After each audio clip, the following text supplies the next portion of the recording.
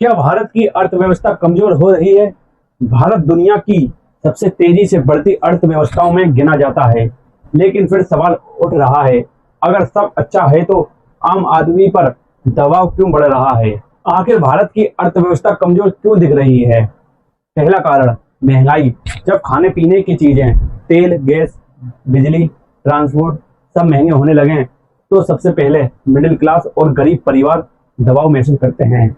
अप्रैल 2026 में इन्फ्लेशन दबाव और एनर्जी कॉस्ट को लेकर चिंता बढ़ी है। दूसरा कारण तेल पर निर्भरता। भारत अपनी जरूरत का बड़ा हिस्सा बाहर से खरीदता है। जैसे ही दुनिया में युद्ध, तनाव या ऑयल सप्लाई क्राइसिस आता है, भारत पर सीधा असर पड़ता है। रुपए पर दबाव बढ़ता है, इंपोर्ट महंगा हो जाता है।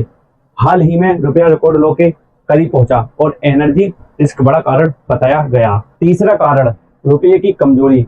जब भारतीय रुपया डॉलर के मुकाबले कमजोर होता है तो विदेश से आने वाला सामान, टेक्नोलॉजी, फ्यूल सब महंगा हो जाता है और इसका असर आम जनता की जेब पर पड़ता है।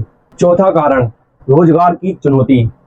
जीडीपी बढ़ना अलग बात है, लेकिन अगर युवाओं को क्वालिटी जॉब्स नहीं मिले तो ग्रोथ का फायदा जमीन पर कम महसूस होता है।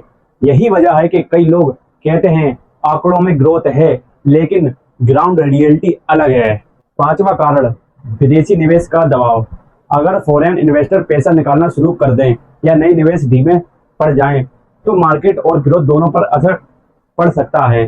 हाल के एनालिसिस में फॉरेन इनफ्लो और इन्वेस्टमेंट सेंटीमेंट को भी चैलेंज बताया गया है, लेकिन पूरी कहानी नेगेटिव नहीं है। इंटरनेशनल मॉनेटरी फंड और रिजर्व बैंक ऑफ इंडिया जैसे संस्थानों के अनुसार भारत अब भी दुनिया की तेजी से बढ़ती बड़ी इकोनॉमीज में है।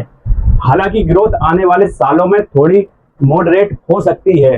तो असली सवाल ये नहीं है कि भारत खत्म हो रहा है, असल सवाल ये है, क्या ग्रोथ का फायदा हर आम नागरिक तक पहुंच रहा है या सिर्फ आंकड़ों तक सीमित है?